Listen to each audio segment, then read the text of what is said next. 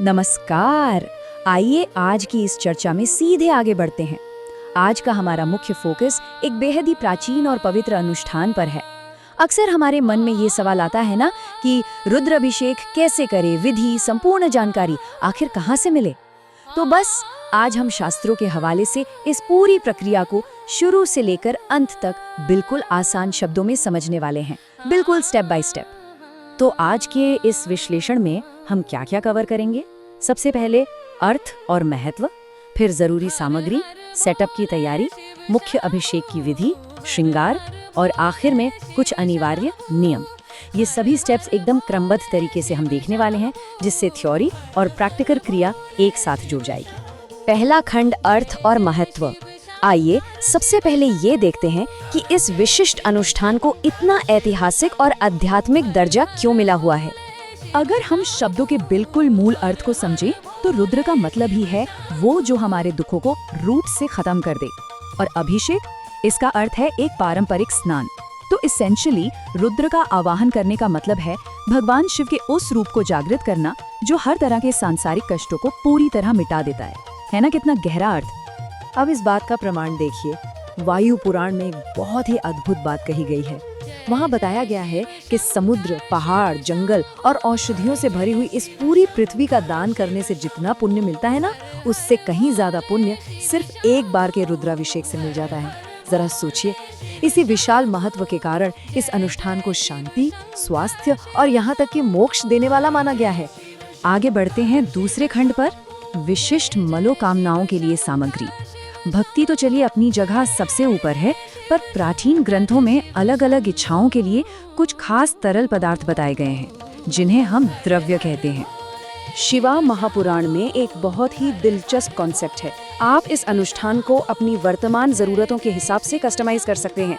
जैसे अगर धन प्राप्ति की इच्छा है तो गन्ने का रस इस्तेमाल होता है, किसी रोग को शांत करना है तो कुशा जल या घी, बुद्धि तेज करने के लिए शक्कर मिला हुआ दूध, संतान प्राप्ति के लिए गाय का दूध और पापों को नष्ट करने के लिए शहद का उपयोग किया जाता है। ये बिल्कुल टारगेटेड सॉल्यूशंस की तरह काम करते हैं। लेकिन यहाँ एक बात आती है, क्या हो अगर ये सारी खास चीजें आसपास उपलब्ध न हो? तो बिल्कुल निराश होने की जरूरत नहीं है। शास्त्रों में स्पष्ट शब्दों में लिखा है, जलधारा प्रिय शिवा, जिसका सीधा सा मतलब है कि भगवान शिव एक साधारण शुद्ध जल की धारा से ही अत्यंत प्रसन्न हो जाते हैं। चलिए अब चलते हैं तीसरे खंड की तरफ, तैयारी और सेटअप। सिद्धांतों की तो बात हो गई, अब प्रैक्टिकली इसे फिजिकली कैसे तैयार करना है वो समझते हैं। अब यहाँ सबसे बड़ा और अहम सवाल आता है, बिना कोई गलती किए बिल्कुल परफेक्ट तरीके से घर पर इस अनुष्ठान को करने की क्रमबद्ध विधि आखिर है क्या? देखिए, सबसे पहला और अनिवार्य स्टेप है शुद्धिकरण। शुरुआत में जल छिड़ककर खुद को पवित्र करना होता है। फिर होता है अचमन, जिसमें 3 बार जल ग्रहण किया जाता है। उसके बाद अनामिका उंगली यानी रिंग फिंगर में कुशा घास से बनी पवित्री पहनी जाती है। ये पूरा प्रोसेस हमें याद दिलाता है कि किसी भी देवता के समीप जाने से पहले आंतरिक और बाहरी सफाई कितनी अनिवार्य है।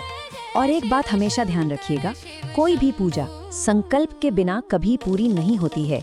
हाथ में कुशा घास, जौ, चावल, एक फूल, दक्षिणा और जल लेकर संकल्प लिया जाता है। ये इसेंशियली ईश्वर के सामने आपके आने का उद्देश्य, समय और आपके गोत्र की एक औपचारिक घोषणा होती है, एक तरह का फॉर्मल डिक्लेरेशन, ठीक ईश्वर के समक्ष। अब आते हैं अपने चौथे खंड पर, मुख्य अभिषेक और स्नान प्रक्रिया। यही इस पूरे विश्लेषण का सबसे मुख्य हिस्सा है। यहाँ पर एक बहुत ही स्ट्रिक्ट शास्त्रीय नियम काम करता है। आप सीधे शिवलिंग पर अभिषेक शुरू नहीं कर सकते। सबसे पहले पूरे देव दरबार का सम्मान होना चाहिए। शुरुआत हमेशा भगवान गणेशा और माता अंबिका की पूजा से होती है। उसके बाद नंदी और गणास जैसे कार्तिकेय और कुबेरा जी की पूजा होती है, और तब जाकर माता पार्वती का पूजन किया जाता है।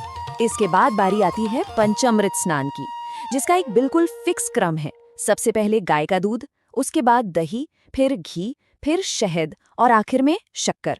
लेकिन सबसे खास बात ये ध्यान रखने वाली है कि इस पूरे सीक्वेंस के अंत में हमेशा एक बार शुद्ध जल से स्नान जरूर करवाना चाहिए। अब यहाँ श्रृंगी का इस्तेमाल बहुत इंटरेस्टिंग है। ये एक विशिष्ट पत्र होता है जो जल धारा के पुण्य को अनंत गुना बढ़ा देता है। एक और अद्भुत जानकारी दूं, अगर जल की धारा को बिल्कुल परफेक्ट फ्लो में रखना है तो शिवलिंग पर थोड़े से काले तिल और श्रृंगी के मुख पर दुर्वा घास लगा दी जाती है। इससे धारा का प्रवाह एकदम सटीक हो जाता है। 5वां खंड, श्रृंगार और समापन। अभिषेक पूरा होने के बाद ध्यान स्नान से हटकर उनके सुंदर अलंकरण यानी श्रृंगार पर चला जाता है। इस चरण में बिल्कुल हल्के हाथों से शिवलिंग को पोंछकर एक कांसे की थाली में स्थापित किया जाता है। फिर वस्त्र और यज्ञोपवीत चढ़ाया जाता है। यहाँ सबसे जरूरी काम है भस्म या चंदन का त्रिपुंड्रा लगाना, और इसके लिए नियम है कि हमेशा हाथ की सिर्फ 3 उंगलियों का ही इस्तेमाल होना चाहिए। फाइनली फूलों की माला अर्पित की जाती है। अब जो नंबर आप देख रहे हैं 108, इसका एक विशेष महत्व है। ठीक 108 बिल्वापत्र और दुर्वा घास चढ़ाने का नियम बताया गया है, पर यहाँ एक बेहद सूक्ष्म लेकिन जरूरी टिप दी जाती है। बिल्वापत्र के बिल्कुल नीचे एक कठोर गांठ होती है। उसको पूजा में चढ़ाने से पहले हमेशा तोड़कर अलग कर देना चाहिए। और फिर हम आते हैं अनुष्ठान के अंतिम चरण पर। नैवेद्य अर्पित किया जाता है जिसमें मिठाई और फल होते हैं। फिर अष्टमूर्ति पूजन होता है और अंत में आरती। पर यहाँ एक एकदम यूनिक नियम है। भगवान शिव की प्रदक्षिणा यानी परिक्रमा हमेशा केवल 1.5 बार यानी 1.5 टाइम्स ही की जाती है। जल निकालने के मार्ग को कभी भी लांघा नहीं जाता। 6ठा और आखिरी खंड, अनिवार्य नियम। चलिए उन सुनहरे नियमों को पक्का कर लेते हैं जिनके बिना ये अनुष्ठान सफल नहीं होता।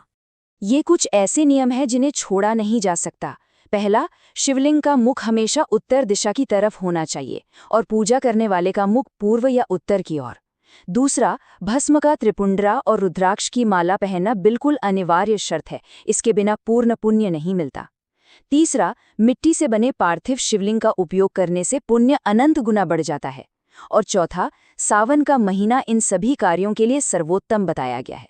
लेकिन देखिए, इन सभी नियम, पद्धति और सामग्रियों से आगे भी एक चीज है, और वो है सच्चा भाव, यानी शुद्ध निस्वार्थ भक्ति। यही वो आखिरी और सबसे बड़ी भेंट है जो मानव और ईश्वर के बीच एक सेतु का निर्माण करती है। ये विधि और संरचना चाहे कितनी भी खूबसूरत हो, सच्ची विशिष्टता तो अंदर के समर्पण से ही आती है। तो आखिर में, क्या हमने भौतिक सामग्रियों को इकट्ठा करते वक्त अपने आंतरिक भाव को उतना ही शुद्ध रखा है? ये एक ऐसा प्रश्न है जो इस यात्रा के बाद सच में सोचने पर मजबूर कर देता है।